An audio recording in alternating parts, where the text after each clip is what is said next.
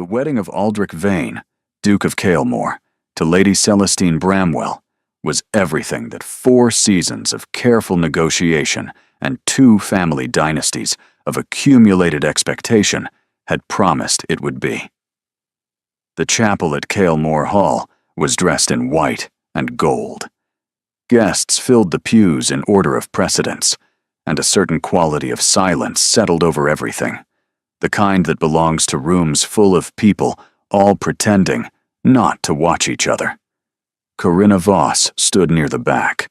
She had not planned to attend. Her brother Prentice had told her that her absence would attract more notice than her presence, and she had recognized, without pleasure, that he was right. So she had come. She had worn gray, taken a seat close to the door, and arrived late enough to avoid conversation. She had told herself 3 times during the carriage ride that she was perfectly composed. The third telling had worked no better than the first. Aldrich stood at the altar with his back straight and his face arranged in the careful stillness she had spent 5 years learning to read. He wore dark blue. He always wore dark blue. She had once remarked to Prentice that his closest friend dressed as though color had personally offended him, and Prentice had laughed, and she had turned to find Aldrich in the doorway and had never been quite certain how much he had heard. When Lady Celestine appeared at the far end of the aisle, Corinna rose with everyone else. She watched the bride move forward with the composed grace of a woman who had been told her entire life that this moment was exactly what she had been made for. The bishop waited. The words began. Corinna kept her hands folded and her breathing steady, and her expression one of pleasant, unreadable attention.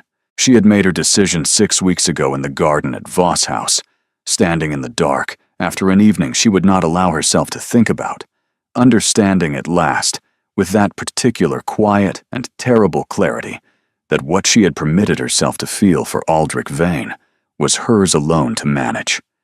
She had come today to finish it, and she had intended to do exactly that. When remaining in the pew became impossible with any grace, she rose, moved into the aisle, and walked forward. She stopped before Lady Celestine Bramwell and inclined her head in a slow, deliberate bow.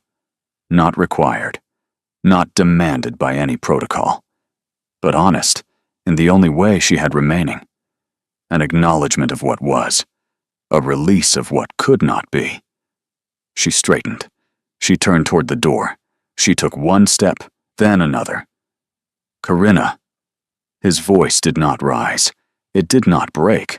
It arrived in the chapel the way a single clear note arrives, carrying further than its volume should allow, and it stopped her before she completed the 3rd step. She stood with her back to the altar, and every guest in the room watching her, and the sound of her own name still present in the air between them. She had never once, in 5 years, heard him use it. Corinna. Again, quieter, almost careful. She turned. Aldrich Vane stood 3 steps below the altar. He had descended from it, in front of every significant family in the county, and one bishop who looked as though he was reconsidering the choices that had led him to this precise moment.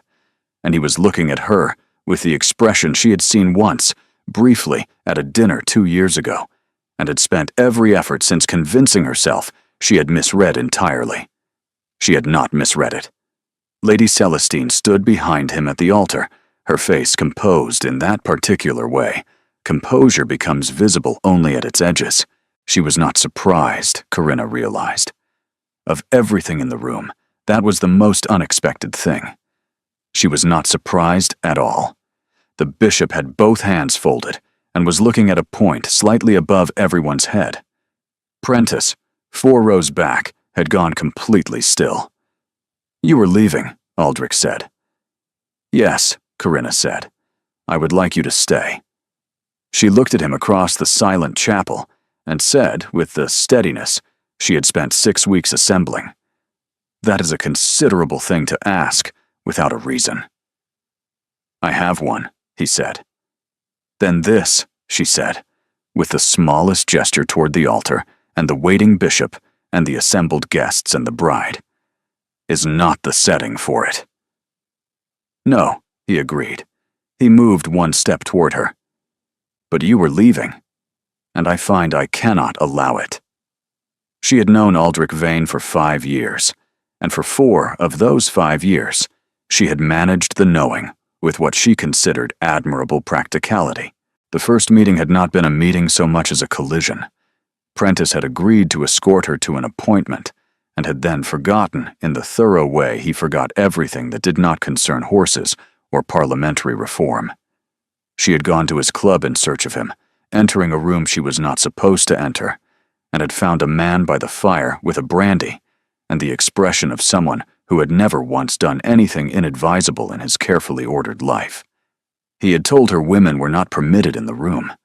She had told him someone should have mentioned that to her brother before he arranged to meet her there. He had looked at her with those dark blue eyes that disclosed precisely nothing, and said, "You must be Corinna Voss. Prentice speaks of you with considerable patience." She had said that patience was Prentice's only virtue, and also his primary failing. Something shifted almost imperceptibly in his expression before he controlled it. She left the club thinking she found him entirely insupportable and would be content never to encounter him again. She encountered him 39 times in the first year. He was Prentice's closest friend, the kind of friendship that resisted external explanation and was proof against it. Aldrich came to Voss House for dinners, for cards, for the extended discussions about land management and parliamentary procedure that Prentice found invigorating and that Corinna found manageable only from the next room. He appeared at the same assemblies. He sat at the same dinner tables. He was not unkind in any manner that could be named directly. He was something more difficult than unkind. He was precise, and he paid attention to things with the thoroughness of someone who believed attention was a form of responsibility. And when he noticed something worth observing about her, he observed it aloud without apparent consideration for whether the observation was invited. He had corrected her once, at a formal supper, on a legal point she had cited with one detail wrong, in front of 8 other people, without malice, which made it considerably worse than malice would have been. He had intercepted a comment she had not directed at him at the Kelworth Assembly, and told her that her argument was well constructed, but relied on an assumption that could not hold. She had said that unsolicited scrutiny was a habit she found exhausting. He had said she would find it less exhausting if she were wrong less frequently. She had told him she would take the matter under consideration and hoped never to speak with him again. Prentice had gone very red. Aldrich had looked at her with something that was not quite amusement, and was not quite anything she had a name for, and said nothing further. She had gone home more aware of him than when she had arrived, which was precisely the wrong direction. The shift that made all of it impossible had happened at the Ferngate dinner 2 years ago, when a storm had stretched the evening 4 hours past. Its intended conclusion and the cruelty of seating arrangements had placed her beside him for the duration. They had argued about enclosure policy and charitable endowment, and the question of whether hope or practicality was the more useful quality in a person. And somewhere in the 3rd hour, he had said that she was among the most interesting people he had spoken with in some time, in a very long time, and he had said it in the tone of someone reporting a finding they found moderately inconvenient. She had said she found that difficult to believe. He had said he found it rather difficult himself. She had looked at him, and he had looked at her, and the storm had said something against the windows, and she had understood with the specific misery of complete clarity that she was in very serious difficulty indeed. She had told herself for months that it would resolve. It did not resolve. It deepened in the way denied things deepen, growing denser rather than fading, until he was simply part of how she attended to a room, part of the sharpness with which she noticed certain conversations, part of everything she had decided at last to put down and leave behind. There had been a morning at Voss House, 3 months after the Ferngate dinner, when Aldrich had arrived to discuss an estate matter with Prentice and had found only her in the library, Prentice having gone out without leaving word. She had told him so, and he had turned to leave. And then he had stopped in the doorway and looked back and said, with the careful precision of someone who had considered a sentence for some time before saying it, "I read the paper you mentioned at the Kelworth Assembly, the one on drainage management. You were right. I was not." She had said nothing for a moment. Then she had said, "I beg your pardon." "You were right," he had said again. "I should have said so at the time." And then he had left, before she could say anything further, and she had sat in the library for 20 minutes afterward, staring at the page she was no longer reading and telling herself with absolute firmness that it meant nothing at all. It had meant something.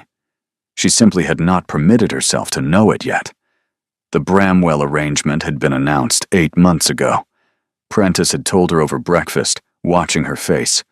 She had said the match made every sensible kind of sense, had excused herself, and had walked in the garden at Voss House until she had finished feeling what she felt and could function again. She had attended the engagement dinner. She had been gracious to Lady Celestine. She had come to the wedding, and now she stood in the chapel aisle with Aldrich 3 steps away and the ceremony suspended around them. And she said, more quietly than she intended, "Whatever you mean to say, you cannot say it here." "No," he said, "but I need to know you will not leave before I can." Behind him, Lady Celestine looked at Corinna across the length of the chapel, and what passed briefly across her face before she controlled it was not anger. It was something older and quieter than anger, something that looked almost like resignation, as though she had always known this moment was coming and had only ever been waiting to discover where it would happen. The guests did not leave quickly. There was no clear instruction and too much uncertainty for anyone to act with confidence. So they moved in clusters toward the doors with the compressed and bewildered energy of people who have witnessed something they do not yet have the language to describe and are already composing letters about it in their heads. The bishop withdrew to the vestibule with the senior Bramwell steward. The Duke of Kailmore's head housekeeper appeared at the side entrance with the expression of a woman who had managed crises before and was already working through the sequence of practical requirements this one would produce.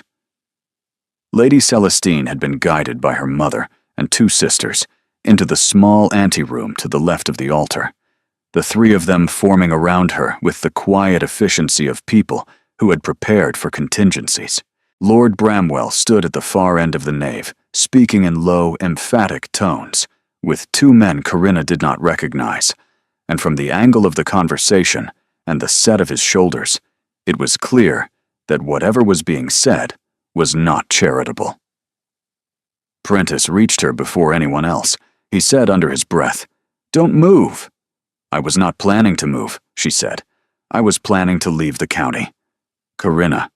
"I know," she said. "I know." Aldrich crossed the chapel to her. He did not hurry. He walked the full length of the aisle with the composed deliberateness that was simply how he moved through everything. And he stopped 2 feet from where she stood, close enough to speak without being overheard, and far enough to observe every propriety that the situation, against all reason, still technically required. He looked at her steadily. "You stayed." "You asked me to," she said. "I have not yet decided if I ought to have." He accepted this without argument. His jaw was tight in the way it became tight when he was thinking through something he had not yet fully resolved. "I owe you an explanation. A complete one." "You owe several people a great deal more than that," she said, with a glance toward the anteroom. "Yes," he said quietly. "I do." He looked toward the anteroom as well, and something moved across his face that was not comfortable to observe. "But there are things that must be said to you before anything else is said to anyone. I am asking you to remain at Kailmore Hall today, Corinna, until I have said them." She held his gaze for a long moment. Around them, The chapel continued its quiet dissolution, guests departing, staff moving with practiced efficiency through the aftermath of something no one had prepared a procedure for. "I will stay," she said at last, "until you have said what you need to say." She paused. "After that, I make no promises." "That is fair," he said. It was the first time in 5 years she could recall him conceding anything to her without qualification, and the plainness of it unsettled her more than an argument would have. She turned toward the door at the back of the chapel, where Prentice was waiting, his expression caught precisely between concern and something that looked, if she was reading it correctly, almost like relief.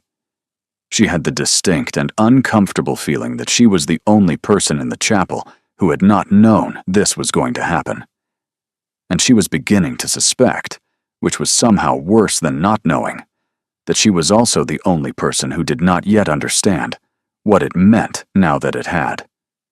The drawing room to which Corinna had been guided by Prentice was on the east side of Kalemore Hall, a room she had been in twice before, both times at evening gatherings, where there had been enough people present that no one needed to look at anyone in particular. It was a well-furnished room, thoughtfully arranged, and it told her things about Aldrich that she had not given herself permission to notice before. The books on the side table were marked with slips of paper. The chairs were placed for conversation rather than display. The fire had been lit before any guest arrived that morning, which meant someone had been told to light it, which meant someone who lived in this house had thought ahead to the comfort of people who would be waiting in it. She was thinking about this, which was easier than thinking about anything else, when Crispin War appeared in the doorway. She had known Crispin War for 3 years, which was long enough to understand that he was charming in the specific way that required effort to sustain, and was therefore not entirely natural. He was the younger son of the Earl of Denver, pleasant-looking, socially accomplished, and attentive to Corinna in the particular manner of a man who had decided she was worth his attention without having yet decided precisely what that attention was meant to produce. He had danced with her at 4 separate events in the past season. He had sent flowers twice. He had said nothing direct and everything implied, and she had found him agreeable enough to tolerate and not interesting enough to think about. He looked now, crossing the drawing room toward her with his expression arranged in something between concern and relief, as though he had been searching for her and was glad to have found her. "Miss Voss," he said. "Are you all right? I have been looking everywhere. This whole business is, well," he shook his head. "I can only imagine how distressing it must be for you." "I'm perfectly well," she said. He sat without being invited, in the chair closest to hers, and lowered his voice to the register that suggested confidentiality. "I wanted to make sure you had an escort, given the circumstances. If you would like to leave, I have my carriage here, and I would be very glad to see you home safely. You should not have to remain in this house a moment longer than you wish to." It was well said, considerate in its presentation, and entirely reasonable on its surface.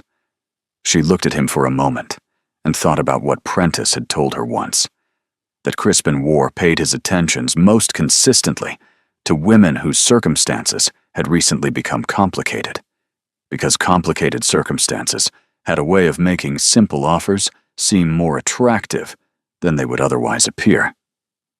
"That is very kind," she said, "but I have agreed to remain for a time." Something moved behind his eyes, not quite surprise, more like recalculation. "Agreed with whom, if I may ask?" "With the Duke," she said. The recalculation became more visible. He leaned forward slightly.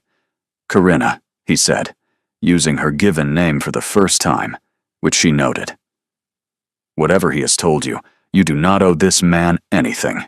His behavior today has been extraordinary. If he has asked you to remain, the appropriate response is to decline." "I'm capable of determining the appropriate response myself," she said. "Of course you are." He smiled, and it was a good smile, easy and warm. and she could see exactly why it worked on most people. "I only mean that I am here, if you need anything." She became aware, at that moment, of Aldrich standing in the doorway. He was not looking at Crispin War in any dramatic fashion. He was simply standing there in the particular contained stillness of his, and his eyes were on Corinna, and whatever he was thinking was entirely invisible. He said, "Miss Voss, I am ready when you are." Crispin War rose from his chair and turned. The two men looked at each other with the surface pleasantness of men who are being very careful about something.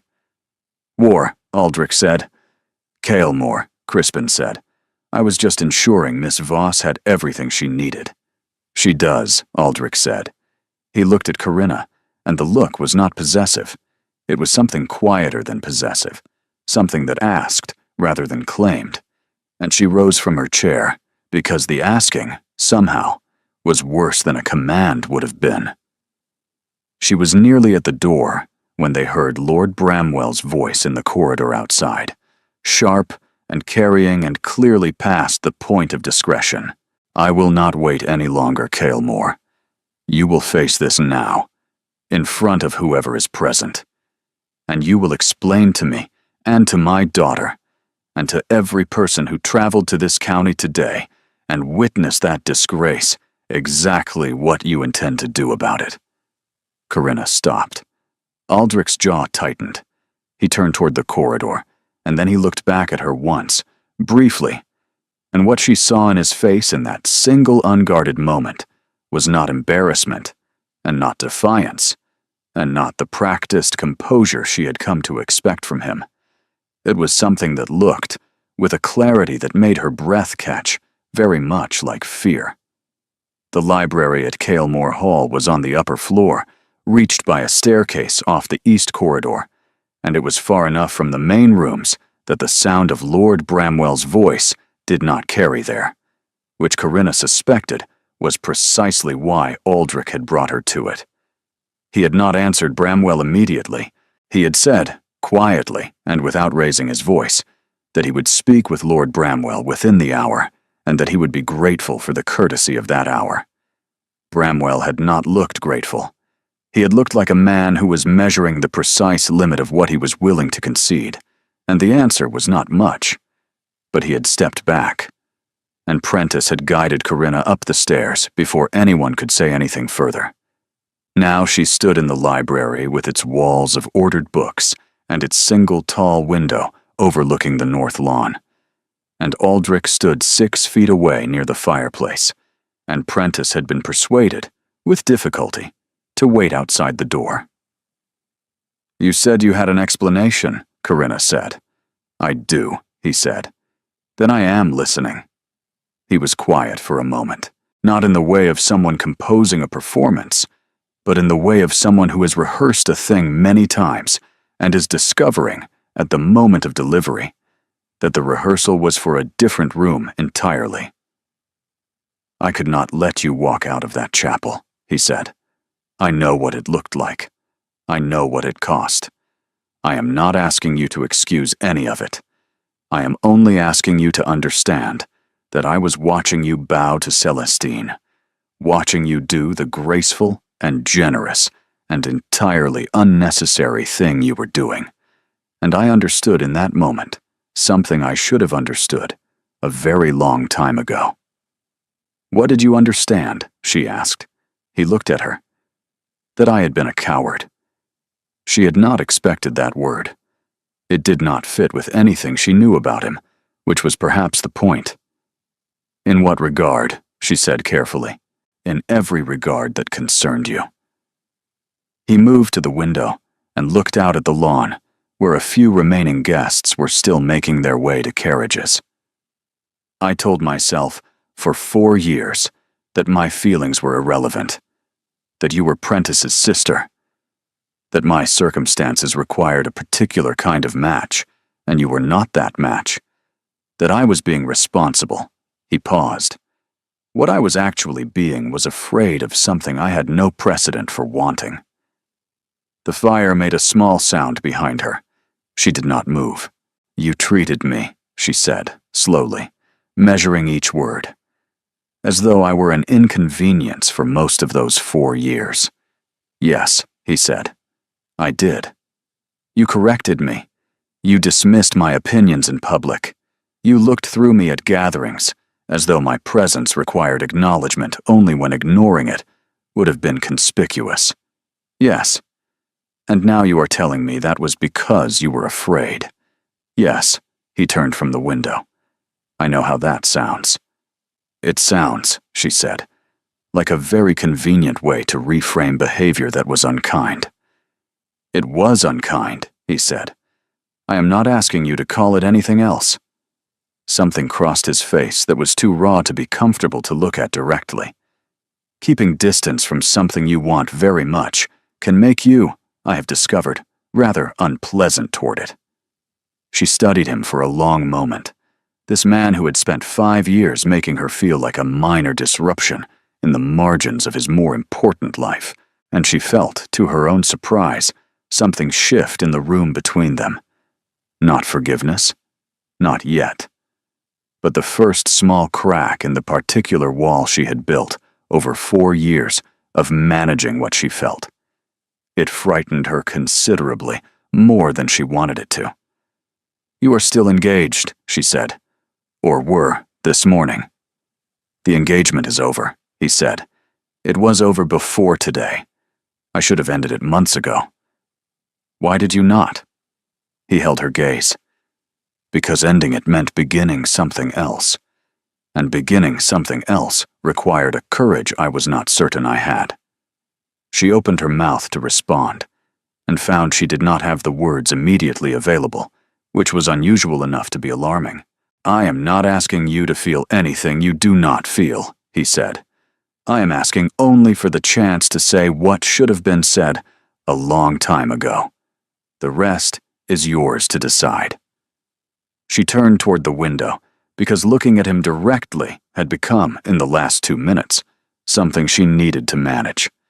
She had said she needed air, which was true, and she had found her way to the narrow terrace off the upper corridor, which overlooked the south garden, and was cold enough in the late autumn afternoon to justify standing in it with her arms folded and her back to the house. Prentice found her there. He came and stood beside her without speaking, which was one of the things she valued most about him. Did you know? She asked finally.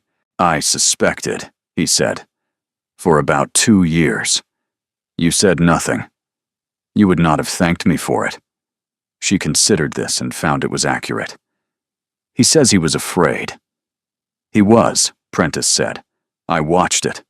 It was not pleasant to watch. She turned to look at her brother. And Celestine? Prentice was quiet for a moment. I think Celestine is a great deal more perceptive than anyone gave her credit for, including Aldrich. He paused. The arrangement was her father's design.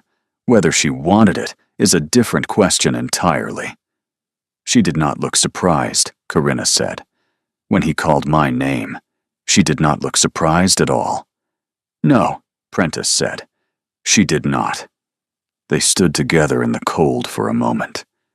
Below them, the south garden was gray and still, the last of the autumn roses stripped by the previous week's wind, down to bare canes.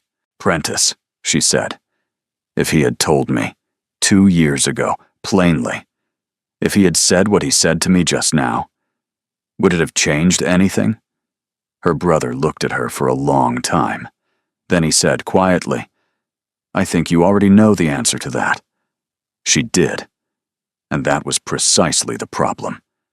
She turned back toward the house and found Aldrich standing in the terrace doorway, and behind him, over his shoulder, she could see Crispin War at the far end of the corridor, watching them both with an expression she did not like, and Lord Bramwell coming up the stairs behind him with the purposeful tread of a man who had decided that waiting was no longer something he was prepared to do.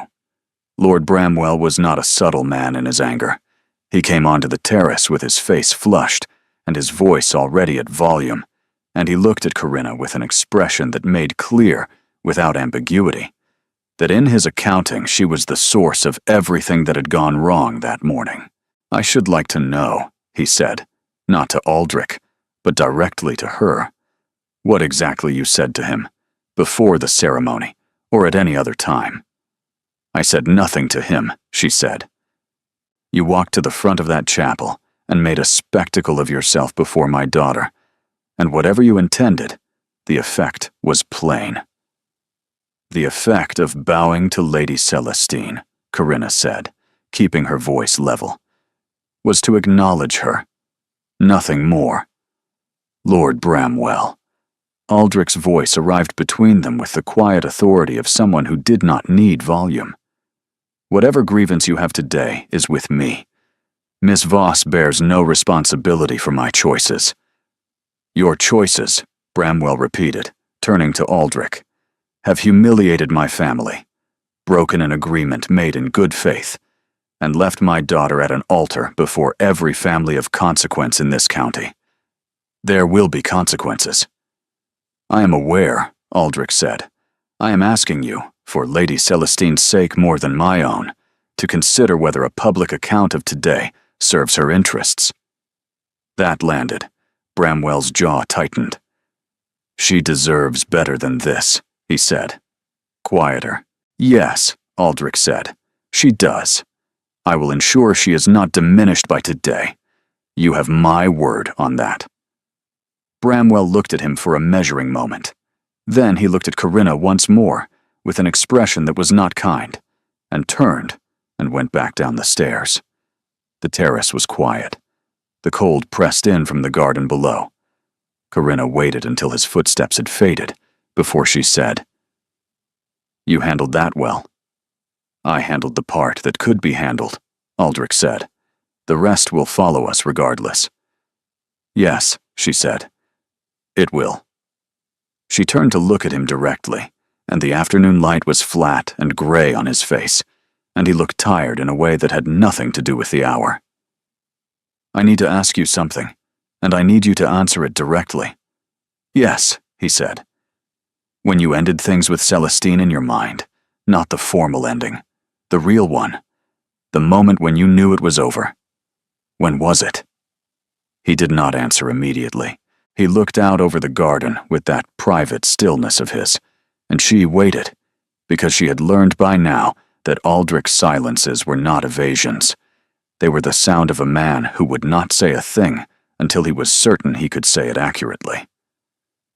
The morning in your library, he said finally, when I came back to tell you that you were right about the drainage paper.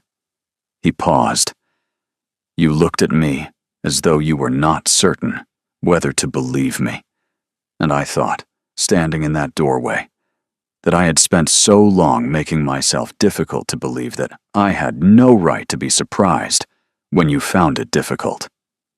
He looked at her. That was when I knew. She held his gaze for a moment longer than was comfortable. Then she said, You should have said something then. I know.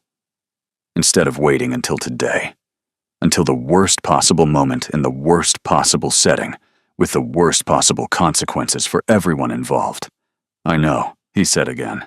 That is not an explanation, Aldrich. That is a confession. There is a difference. Yes, he said quietly. There is. He held her gaze. And I am asking you, Corinna, for the chance to provide the explanation. Not today. Not in the middle of all of this. But before you leave. Before you go back to Voss House and decide that today was simply a disaster to be endured and forgotten. His voice was level, but the effort behind the levelness was visible. Please. She turned back to the garden below and thought about the bow, about turning, about the fact that she had stayed when she could have left, and that the reason she had stayed was not, if she was honest with herself, entirely because he had asked her to. We are out of time, Aldrich said, looking past her toward the corridor, where Crispin War still stood, watching with that quiet, calculating patience. We have been out of time since this morning, she said. Then tell me, he said, and his voice had lost the last of its composed surface entirely. Tell me I have not ruined everything irreparably. Tell me there is something here worth what today has cost." She watched him and thought about 6 weeks of putting things down. About 4 years of managing and deciding and being sensible, and all of it had led her here, to a cold terrace in late autumn, standing across from a man who had just burned his own careful life to the ground and was asking her, with what remained of his composure, whether it had meant anything. "I have not decided yet," she said. "Ask me again when the smoke has cleared." She stepped past him into the corridor. Behind her, she heard Prentice exhale. Then, very quietly, he said, "That is either the worst answer or the best one." She was not certain yet which it was either. The last carriage left Kalemore Hall at 6:30 in the evening. Corinna knew this because she heard it from the upper corridor, the sound of wheels on gravel growing distant, and then gone, and the house settling into the quality of silence that follows a crowd, the way a held breath follows a loud noise. Prentice had gone an hour before to send word to Voss House and arrange a return carriage for the morning, which was the practical solution to the practical problem of her having arrived at the wedding in his vehicle, and his vehicle being needed elsewhere. He had told her she was welcome to come with him, and she had said she wasn't ready, and he had looked at her for a long moment and said, "I know," and had left. She was standing in the upper corridor with her back against the wall, and her eyes closed when she heard Aldrich's footsteps on the stairs. He stopped when he saw her. He was still in his wedding clothes, which sat on him with the faint indignity of a formal occasion that had not concluded the way it was arranged, and he looked at her with that expression she had been cataloging all day, the one with no name for it yet. "The house is yours until morning," he said. "Mrs. Aldgate has prepared a room in the east wing." "I know," she said. "She told me." He was quiet for a moment. "Are you hungry? I realize there was no supper." "No," she said. "There was not." He nodded, slowly, as though the observation had confirmed something. "There is a fire in the small dining room, if you would." She considered declining. It would have been the sensible thing. It would have been the correct thing. She said, "Yes, all right." The small dining room was indeed small, with a table set for 2 by a window that looked onto the west garden, and a fire that had been going long enough to have taken the cold out of the room entirely.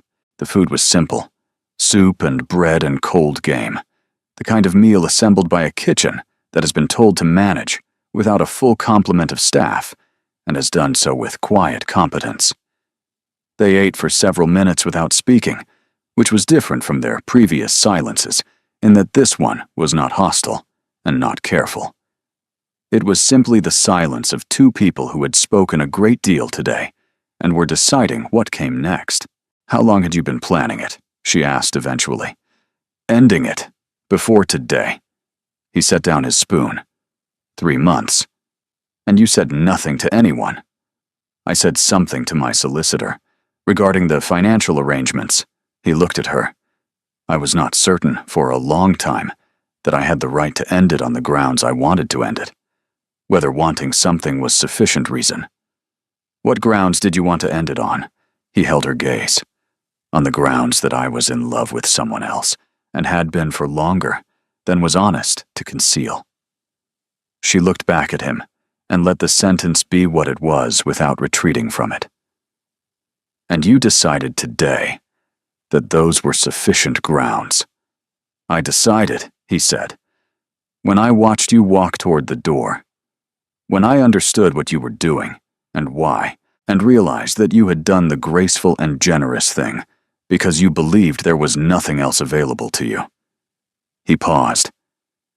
"I had taken every other option away from you, one by one, over 4 years, without ever saying why, and you had still found a way to be dignified about it."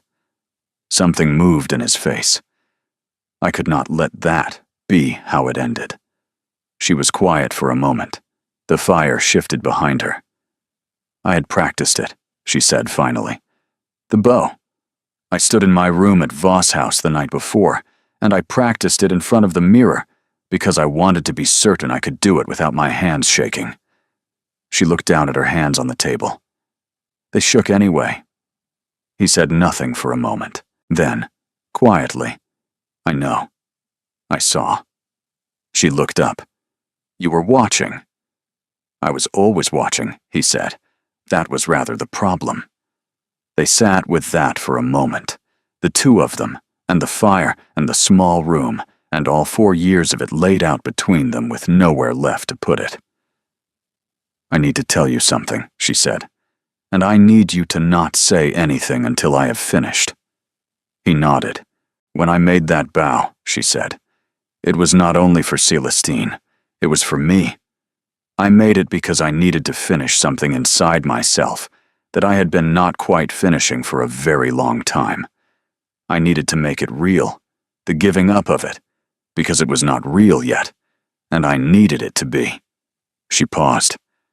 I thought that if I could do it publicly, in front of everyone, with my hands steady and my head clear, then it would be over, and I could go home and be perfectly fine. Were you? He asked. Going to be perfectly fine? No, she said, but I was going to be functional, which is the most I was aiming for. He was quiet for a moment. How long? He said carefully. Have you felt this way? She considered the question in the honest way it deserved. 2 years, she said, since the Ferngate dinner. His expression shifted in a way that was complicated to read. Why did you say nothing? Because you were going to be a duke, she said, and I was Prentice's sister. And because you spent 4 years being comprehensively indifferent to me in public, and I had no reason, until that dinner, to believe the indifference was not genuine. She met his eyes. I made what I thought was the rational assessment of the available evidence. The available evidence, he said, with something in his voice that was almost rueful, was misleading in every particular. Yes, she said. I have gathered that. Though I will note that misleading evidence was something you constructed quite deliberately. I did, he said. I am sorry for it. I know you are. She looked at him steadily. That does not make it less true that you made me feel, for 4 years, like something that needed to be managed rather than known. Like a problem adjacent to your actual life rather than a person in it. Yes, he said. That is exactly what I did, and I have no defense for it. That is not simply a restatement of my own fear. She nodded. The honesty of it was, she found, not easier to receive than she had expected. It was what she had wanted for 4 years, this specific admission, and receiving it was not clean. It was complicated in the way of things that arrived later than they should. They were quiet together for a while.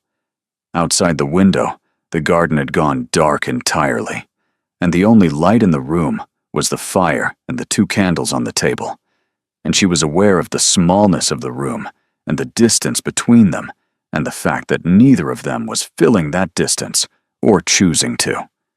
When did you know? She asked. The actual moment. Not the general understanding, but the specific one. He was quiet for long enough that she thought he might not answer. Then he said, the evening at the Kelworth Assembly. The comment you made about the drainage question, the one I intercepted. He held her gaze.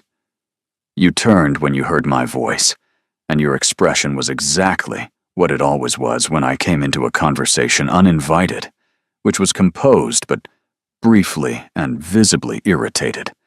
And I thought, standing there, that I would rather have you irritated with me than indifferent to me. That your irritation was more alive than anything else in the room. He paused. I spent the walk home from that assembly convincing myself that it was not what it was. I did not succeed. She held his gaze. You could have said something then. That was 3 years ago. I know. You had 3 years. Yes, he said quietly. I had 3 years. and I spent them being very precisely and carefully afraid, which is, I will admit, not an admirable use of 3 years. She shook her head, not in anger, but in the particular exhausted recognition of someone who has just been handed the full accounting. Aldrich. Yes. What do you want to happen now? He rose from his chair and moved to the window, looking out at the dark garden where the last light had fully gone.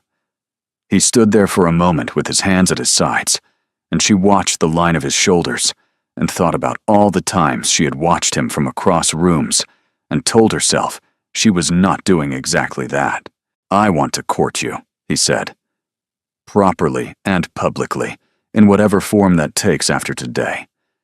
I want to tell my father that I have made a decision, and that his approval, while I would welcome it, is not the condition of my proceeding. I want to stop spending my time managing the distance between us and spend it instead crossing it. He turned. I want you to know what it is like to have my full attention, not the attention that gets redirected whenever it becomes inconvenient, but the real kind, steady and unqualified. She held his gaze across the length of the room. Then she rose from her chair and walked toward him, not quickly, with the same deliberateness she had used walking down the chapel aisle that morning, and she stopped 2 feet from him and looked up at his face in the firelight. You had better mean that, she said. I mean every word of it, he said. She reached up and straightened the lapel of his coat, which did not need straightening, and the motion was small and entirely unnecessary, and it told them both something. He caught her hand as she drew it back and held it, not tightly, with the careful certainty of someone who is holding something they have waited a very long time to hold. Corinna, he said. I know, she said. He kissed her. It was not tentative, and it was not desperate, and it was nothing like a mistake. It was the kiss of a man who had made a decision and was enacting it with the same precision he brought to everything. And it was also, underneath all of that, the kiss of someone who had been afraid for 3 years and had stopped being afraid approximately 2 hours ago and was only now fully understanding what that meant. She kissed him back with equal deliberateness. Her hand was still in his. The fire said something quiet behind them. When they separated, she did not step away from him. He kept her hand. That, she said after a moment, was 4 years overdue. At minimum, he said.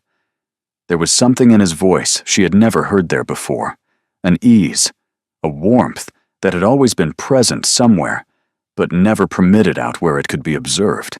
It suited him, she thought. It suited him rather enormously. This doesn't, she said carefully, resolve anything practical. No, he agreed. It resolves the one thing it resolves, and leaves everything else for tomorrow. Tomorrow is going to be a complicated day. Yes, he said. It is. He met her eyes. But you will still be there at the end of it.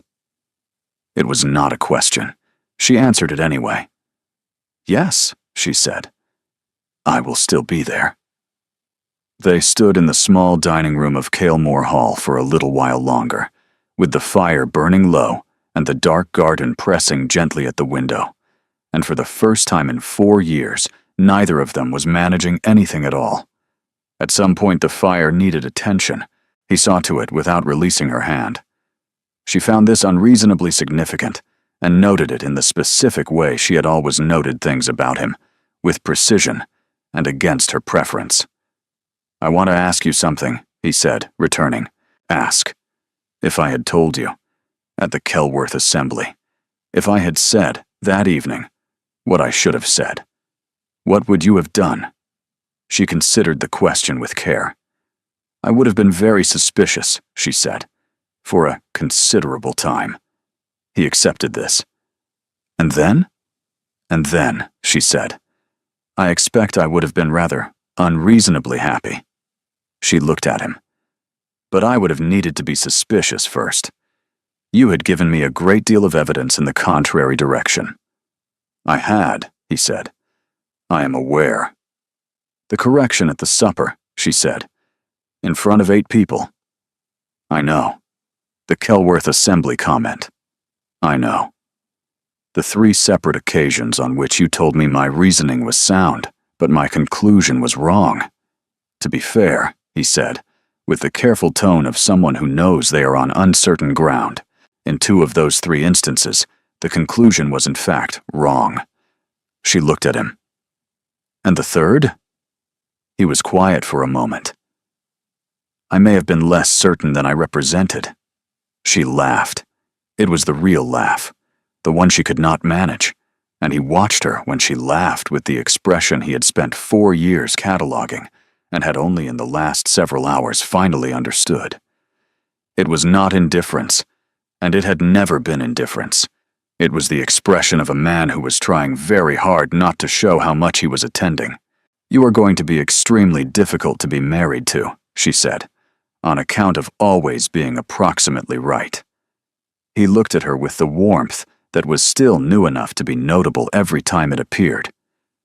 Is that a proposal? It is, she said. A warning. I will take it, he said, under the same advisement as all the others. She looked out at the dark garden, at the window where the rain had started softly against the glass, and she thought that this was what 4 years of managing had been protecting against, this specific feeling, which was the feeling of being entirely known by someone and not minding at all. She came downstairs the following morning to find Aldrich already in the entrance hall, dressed for travel, and speaking with his estate steward in a low, rapid voice that suggested the conversation had been going on for some time. He saw her when she reached the foot of the stairs. He finished his sentence to the steward, who withdrew, and then he turned to her with an expression that had rearranged itself during the night into something she recognized and did not particularly welcome. It was his composed face, the careful one. Good morning, he said. I hope Mrs. Aldgate saw to everything you needed. She did, Corinna said. Thank you. He nodded. He was looking at her in the way he had looked at her for 4 years, the precise and contained way, and she felt the shift of it in her chest like a door closing. Prentice has sent word, he said. Your carriage will be here within the hour. There is breakfast in the morning room if you would like it before you leave. She looked at him for a moment. Then she said, Aldrich. I have been thinking, he said, and his jaw was tight. About last night. About what I permitted to happen. About what was appropriate given the circumstances. Given everything that is unresolved. Given that I have no right to. That it is not. That I should not have. He stopped. He ran a hand through his hair, which was the most undone she had ever seen him, and said, I should not have allowed it to go as far as it did. You did not allow anything, she said steadily. We both chose it, deliberately. Yes, he said, and I should not have. She studied him in the gray morning light, this man who had stood in the small dining room the night before, and told her he wanted to court her properly and meant every word of it, and she saw on his face the thing she had always seen on it, the thing she had spent 4 years unable to correctly identify. It was not indifference. It had never been indifference. It was the face of someone who was profoundly afraid that if he reached for the thing he wanted, it would be taken from him, and so he had decided to reach for nothing. She understood it. She did not forgive it. I see, she said. She pulled on her gloves with the same deliberateness she had brought to the bow yesterday. I will wait for the carriage in the morning room. She walked past him. He did not call her back. The road from Kalemore back to Voss House was 2 hours in good weather, and the weather that morning was not good, gray and cold with a persistent drizzle that was not quite rain, but soaked through everything regardless. Corinna sat in the Voss carriage with her hands folded in her lap and her eyes on the passing hedgerows, and told herself with complete conviction that she was not going to cry in a carriage over a man who had kissed her beside a fire, and then looked at her the next morning like a problem he had created by accident and was now trying to contain. She was very nearly succeeding when the carriage slowed and stopped on the road outside the village of Herne. She leaned to the window. Crispin War was on horseback in the middle of the road, one hand raised in greeting, his face arranged in that practiced expression of warm, undemanding concern. Her coachman exchanged a few words with him. Then the carriage door opened. "Miss Voss," Crispin said, with a smile that had clearly been prepared in advance. "What a fortunate coincidence. I was just coming from Denver and saw the Voss carriage. I wanted to make certain you were all right. Yesterday was, well, I'm perfectly well," she said. "As I told you yesterday." "Yes, of course." He glanced toward the coachman, then back at her, lowering his voice slightly. "I heard that you remained at Kalemore overnight." She met his eyes and let the silence work for a moment before answering. "I did. My carriage was not available." "I see." He paused in the particular way of someone who has rehearsed the next sentence. "Corinna, I am going to say something direct, and I hope you will take it in the spirit it is intended. People are already talking. The ceremony, the halt, your name being called in front of everyone, and now it will be known you stayed the night." He shook his head with an expression of great and carefully calibrated concern. "Kalemore has put you in a very difficult position. Whatever his intentions are, whatever he told you last night. You have no knowledge of what was said last night," she said. "No," he agreed smoothly. "But I know Aldrich Vane. I know his family, his obligations, the expectations his father has held for him since before either of us knew him. And I know that a man who halts his own wedding on impulse and then has an overnight guest the very same day is a man who does not yet know what he wants." He paused. "Whereas I," he said, meeting her eyes with the particular directness of someone who has decided, now is the moment, "know exactly what I want." She looked at him for a long moment. She thought about what Prentice had told her about him. She thought about the flowers and the dancing and the studied warmth of him, and the way he had appeared in the drawing room at Kalemore yesterday, like a man who had calculated his entrance. "You are very kind," she said, "and I mean it sincerely. But I am going to ask you something directly, and I would like a direct answer." "Of course," he said. "How long ago did you learn about my father's railway investments?" The pause before his answer was brief, but present. "I'm not certain what you mean." "I think you are," she said. "How long?" "Please." He looked at her for a moment with the charm still in place, and she watched it settle into something quieter and more honest, the expression of a man who has just been given accurate information about his own position and is deciding how to respond to it with some remaining dignity. 8 months, he said finally. 8 months, she said. "Which was roughly when you began sending flowers." He said nothing. "And the dancing," she said. "And the letters. And yesterday, at Kalemore, positioning yourself as my advocate, while I was at my most vulnerable and least equipped to assess the motive behind the advocacy." She kept her voice level. It did not require effort. She had known the shape of this conversation since the road, had simply been waiting for the appropriate moment to walk into it directly. "I appreciate the honesty. It took some doing to produce it." He looked at her with something that was not quite admiration, but was adjacent to it. "You are remarkably clear-eyed," he said, "for someone who has just had a rather difficult 2 days." "I have been clear-eyed about most things for most of my life," she said. "I simply prefer not to use it as a weapon until it becomes necessary." She held his gaze. "This has become necessary." "I see that," he said. He straightened in the saddle, and there was a brief moment where the performance fell away entirely, and she saw what was underneath it, which was a man in a difficult position who had made some poor decisions about how to address it. She did not dislike him. She simply did not trust him. "Good morning, Mr. War," she said. She nodded to the coachman. The carriage began to move. She did not look back. She sat with her hands folded for the rest of the journey and thought about 8 months, and about Aldrich's face that morning, and about the way the fire had looked in the small dining room the night before.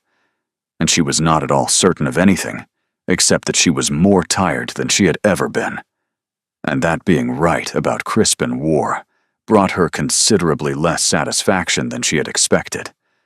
She thought also about the morning retreat, about how she had come downstairs and seen Aldrich's face composed and careful, and had known immediately what it meant, because she had seen that face for 4 years and was very well acquainted with what it was doing when it looked like that. She had put on her gloves and told herself that she had known this was possible, had known it was likely, and that it was simply the next thing to be managed. But the honest truth, the one she had not said aloud, and was not certain she was ready to say aloud, was that the morning retreat had hurt in a way that was entirely different from the 4 years before it, because the 4 years before it, she had not known what she was missing. After the dining room, after the fire and the hand and the kiss, there was nothing like a mistake. She knew exactly what she was missing, which was considerably worse. She was not going to let it be permanent. She had decided that somewhere outside the village of Herne, watching Crispin War adjust his expression toward something more honest, and the decision had arrived with the quiet finality of things that are not really decisions at all, but recognitions of what you were always going to do. She was not going to practice another bow, not for this. Voss House was warm and lit when the carriage arrived, which meant Prentiss had come home before her and told their mother enough to warrant the drawing-room fire being lit and the good tea service being used. Her mother met her at the door with the expression of a woman who has received partial information and is managing it bravely, which was among the more heroic things her mother regularly did. "My darling," her mother said, "come in. Sit down. Prentiss has told us almost nothing, which means something has happened." Corinna sat down and accepted the tea and said, "Something has happened." Prentiss appeared in the doorway. He looked at her with the quiet attention of someone who had been thinking about this all night, and had arrived at several conclusions he was being patient about sharing. Her father came in after him, and took the chair beside her mother, and said nothing, which meant he already knew more than her mother, and had decided to hear the rest before speaking. She told them. Not all of it. She told them what was necessary, which was more than she had told anyone since she had left Kalemore that morning, and she watched her parents' faces move through surprise and something more complicated than surprise, and she watched Prentiss's face not move at all, because he had apparently suspected most of it for some time, and had the quality of a man receiving confirmation of a theory rather than news. When she had finished, her father was quiet for a moment. He looked at the fire, and then at her, and then at the fire again, which was how he had always thought through things that required real consideration rather than quick response. "And the Duke," he said at last. "What does he intend to do now?" "I do not know," she said. "This morning he seemed to be doing what he usually does when something becomes too real. He was managing it." "He has been managing things for a long time," Prentiss said quietly. "Yes," she said. "And I am not certain how much longer I am willing to wait for him to stop." Her father looked at her steadily. He had a face that made assessments without announcing them, and he used it now. "Corinna," he said, "what do you want?" She looked at her hands in her lap, at the gloves she had put on that morning with such deliberate composure. "I want to not have to choose between my dignity and the truth," she said. "I have been choosing between them for 4 years, and I am rather tired of it." Her father nodded slowly. Her mother, who had been very quiet, reached across and took her hand. "Then do not," her mother said simply. Corinna looked at her. Her mother had a way of reducing things to their essential shape that was occasionally infuriating, and, at present, something close to the most useful thing anyone had said to her in 24 hours. "No," she said after a moment. "I do not suppose I should." 3 days passed. Corinna moved through them with the quality of attention that belongs to people who are waiting for something to happen and are not certain what form it will take when it does. She read. She walked. She had 2 conversations with Prentice that covered the ground of what had occurred from different angles without arriving at any new destinations. She told herself each morning that she had made the decisions available to her and that whatever came next was not in her hands. On the 4th morning, a letter arrived. It was from Aldrich. She recognized the handwriting before she turned it over, and she held it for a moment before opening it, in the way one holds a thing that might change the shape of the day. "Dear Miss Voss," she read, "I have been composing this letter in my head since you left Kalemore, and each version I have written has been shorter than the last, because I have been trying to find the precise sentence that says what needs to be said without saying more than I have the right to say, and I have concluded that this approach produces letters that are accurate, but not honest, and you deserve honesty above accuracy. I was wrong on Wednesday morning, not about what happened the night before. That was the truest thing that has occurred in this house in a long time, and I will not call it a mistake, even to protect myself from the consequences of admitting it was real. I was wrong about what I said when I saw you on the stairs. I was afraid. I have been afraid for 3 years, and I was afraid again at the first available moment, which is precisely the pattern you have every right to be tired of. I ended my courtship with Celestine 3 months ago in my own mind, and formally, I have spoken with Bramwell's solicitor this week. The arrangement is dissolved. There are consequences to face. None of them are your concern or your responsibility. I am not writing to ask you for anything. I am writing because I told you in the library that you deserved honesty, and honesty includes this. I meant what I said in the dining room. All of it. The question of what to do with that is entirely yours. I will not press. I will not arrange.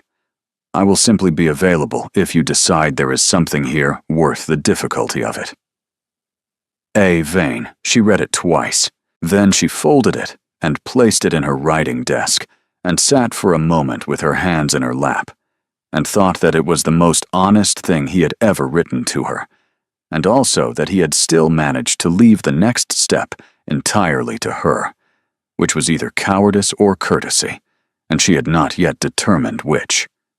She was still deciding when Prentice knocked and entered, which meant it was urgent.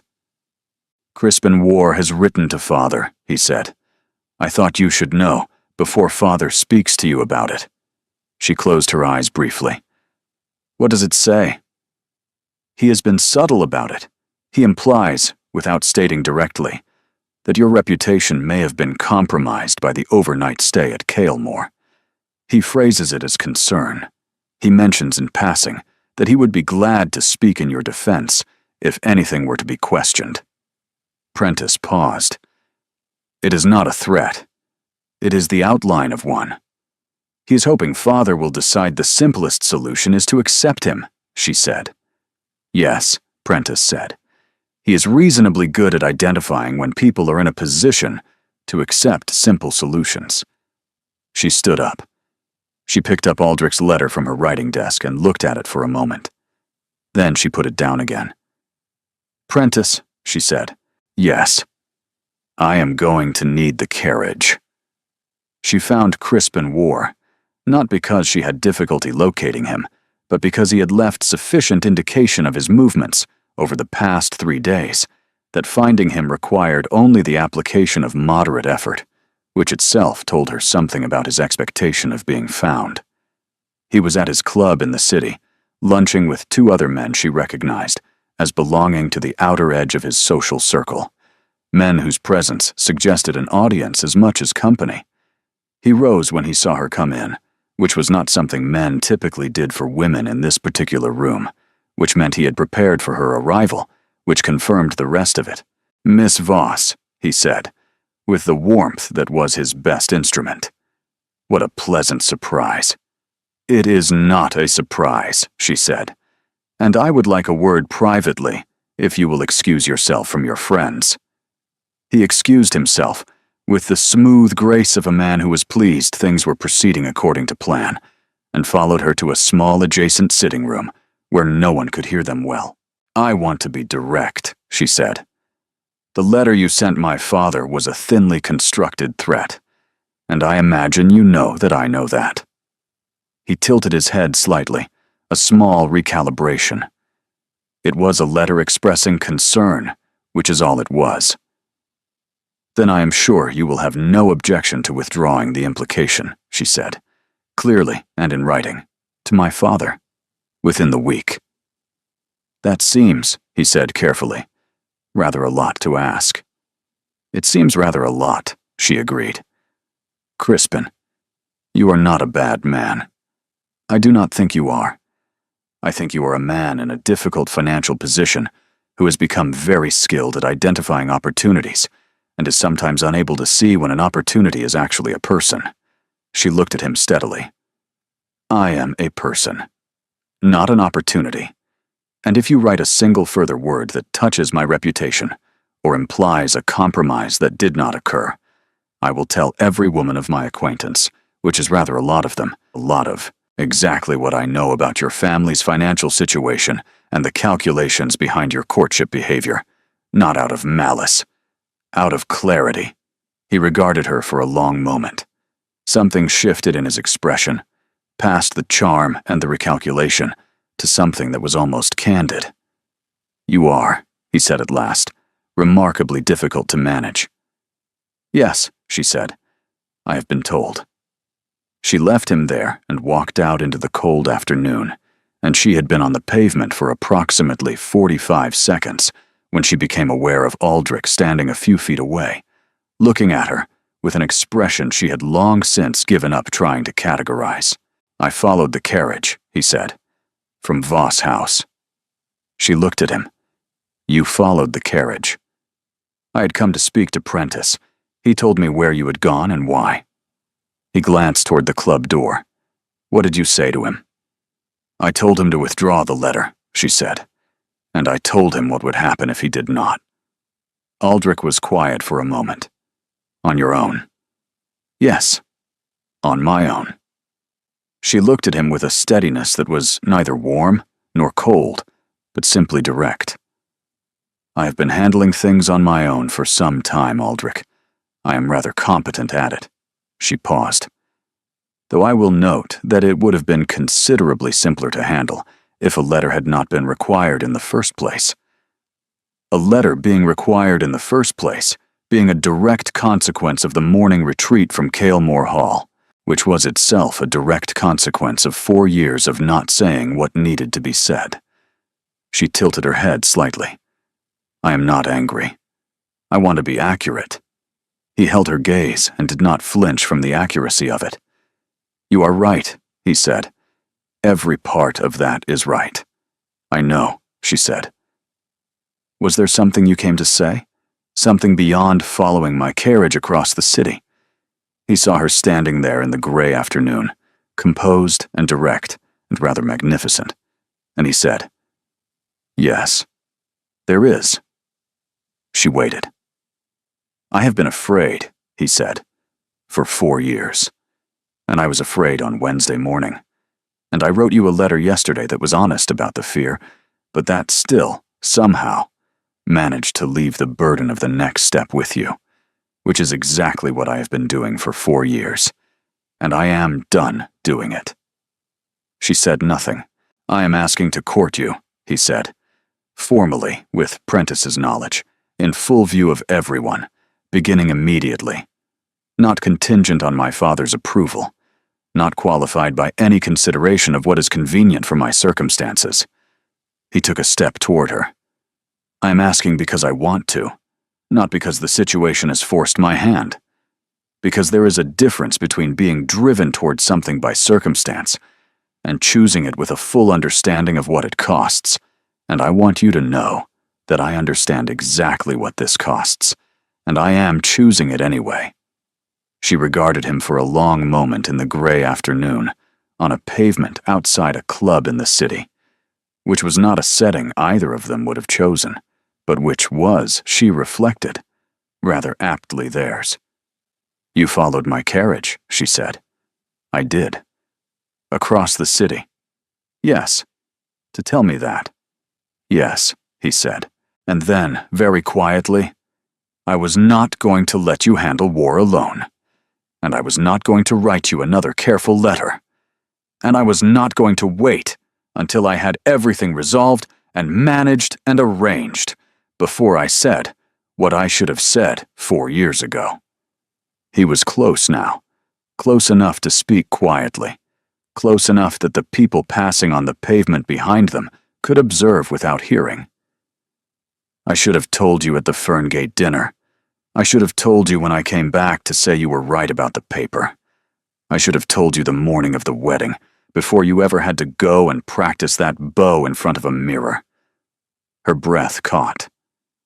"You were not supposed to know about that," she said. "Prentice told me," he said. "This morning. He said I should know exactly what my cowardice had cost you, and that I should decide accordingly." He met her eyes. "I have decided." She held his gaze for a long moment. The pavement was cold. The afternoon was gray. None of it was romantic in any conventional sense, and she thought that it was, nonetheless, somehow, exactly right. "Prentice is going to be insufferable about this," she said. Something broke open in his face, that warmth she had seen once in the small dining room by the fire. "Yes," he said. "He absolutely is." She gave him her hand. Prentice was in his study at Voss House when they came in together. He looked up, looked at their joined hands, and looked back at Aldrich with an expression that combined the concern of a brother, the assessment of a friend of 15 years, and the quiet satisfaction of a man whose theory had just been confirmed. "I'm going to ask you something," Prentice said, "and I want an honest answer." "Yes," Aldrich said. "Are you here because the situation has pushed you into it, or because you want to be here?" "I want to be here," Aldrich said. "I have wanted to be here for 3 years. I handled it very badly for most of that time, and I intend to spend a considerable period making up for the handling." Prentice looked at his sister. "And you?" "I want him here," she said. "Though I reserve the right to tell him when he is being an idiot, which, based on available evidence, will be with some frequency." Prentice looked between them for a long moment.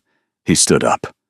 "Aldrich," he said, "I have known you for 15 years, and there have been moments, particularly in the last 4, when I have found your behavior toward my sister difficult to watch.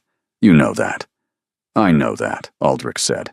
"I am going to give you my blessing to court her, because she is standing there with her hand in yours, and she looks, for the first time in about 2 years, like herself. Like the version of herself that does not have anything being managed." He paused. "But I will tell you directly that if you manage her again, if you retreat or recalculate or get afraid and make her feel like a problem, you and I will have a very different conversation. The kind that does not end with a handshake." "Understood," Aldrich said. "Good." Prentice held his gaze for a moment longer, with the expression of a man who has been waiting for 15 years to say something and has finally found the occasion. "I am glad it is you," he said quietly. "I have been glad it was you for some time. I just needed you to arrive at the same conclusion without my assistance." Rick looked at him. "You could have assisted." "I could have," Prentice said. "But you needed to do it yourself. Both of you did." He looked at his sister. "Did you not?" She turned to Prentice, who had said almost nothing for 4 years, and had apparently understood everything. And she said, "Yes." We did. Prentice nodded. He came around the desk and clasped Aldrich by the shoulder in the way of men who have been friends for 15 years and have arrived, by a very long route, at a place they probably should have arrived at sooner. Good, he said. Now, what are we going to do about Father Bramwell and the whisper campaign he has apparently already started? We are going to do nothing, Aldrich said. I am going to be very visible, very consistent, and very public in how I treat your sister, and Bramwell will find that the whisper campaign runs out of fuel when there is nothing to burn. Prentice considered this. And your father? Aldrich was quiet for a moment. My father and I are going to have a conversation that has been overdue for some time. I do not expect it to be comfortable. I expect it to be necessary. When? Tomorrow, he said. First thing. Corinna looked at him standing there in her brother's study, talking about his father with the steady certainty of a man who has made up his mind and is proceeding accordingly. And she thought about the chapel yesterday, and the library, and the dining room, and the pavement, and all of it, the long road of it, and she felt something settle in her chest that had not been settled in a very long time. The conversation with Aldrich's father lasted 2 hours. Aldrich described it to Corinna afterward, with the precision of someone who had survived something by keeping a very clear account of it. His father had been furious. He had cited the Bramwell arrangement, the family's reputation, the expectations of a dukedom, and the responsibilities of inheritance. He had said things that were intended to wound, and several of them had hit their mark. Aldrich had listened to all of it, and at the end, he had said, simply, that he understood his father's position entirely, and that he was going to court Corinna Voss with his permission if possible, and without it if necessary, and that he would be grateful to have the conversation again in 6 months, when the initial feeling had settled. His father had not spoken to him for a week, but he had not disowned him, and after the week, he had sent a brief note that said nothing particularly warm, but contained, in its final line, the phrase, "Do not embarrass the family further," which was, Prentice observed, as close to a conditional approval as the man was capable of producing.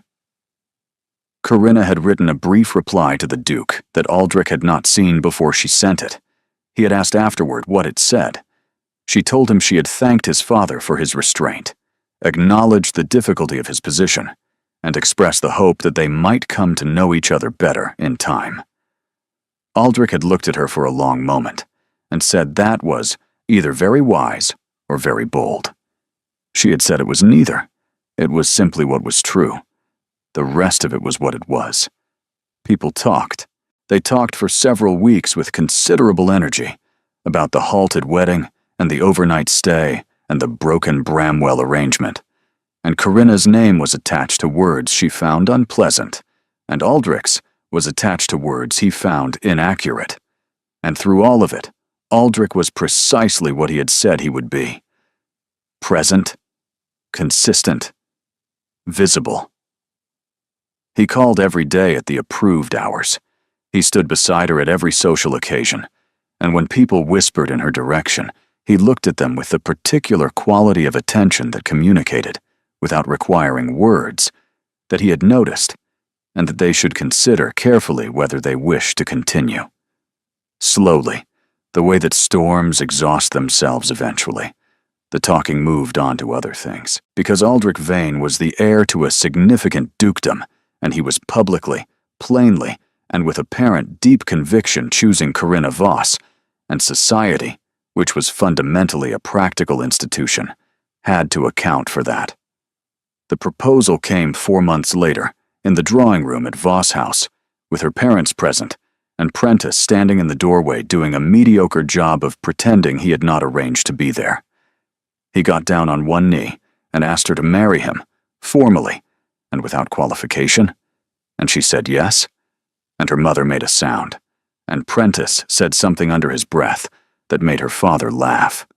They were married in the spring, at the small church near Voss House, in a ceremony that was the precise opposite of the Kalemore Chapel in every respect, except that Aldrich was at the altar, and Corinna was walking toward him. Prentice stood to one side, and their parents sat in the front pew, and the morning light came through the old windows in long, pale columns across the stone floor.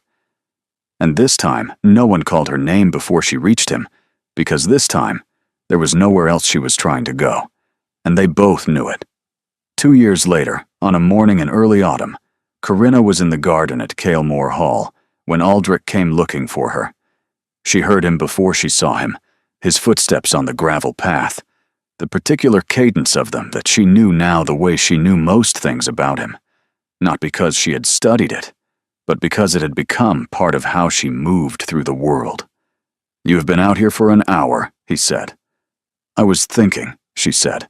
"About what?" She looked at the west end of the garden, where the rose cane stood bare against the stone wall. "About the day of the wedding. Your wedding. The one that did not happen." She turned to look at him. I stood on the terrace and looked at those canes and thought about whether I would be here to see them in the spring. He stood beside her and looked at them. "Were you certain you would not be?" "Yes," she said. I had been quite thorough about the certainty. "And yet," he said. "And yet," she said. "Here I am." She looked at the canes and then at him, and thought that some of the best things in her life had arrived through the side entrance of something else entirely, through a halted ceremony and a cold terrace, and a pavement in the city. "Here we both are," she added. He took her hand in his, which he did often, not for display, but because it was available, and he had decided, some time ago, to stop not taking the things that were available to him. "I have thought about what you said," he told her, "about practicing the bow." "Have you?"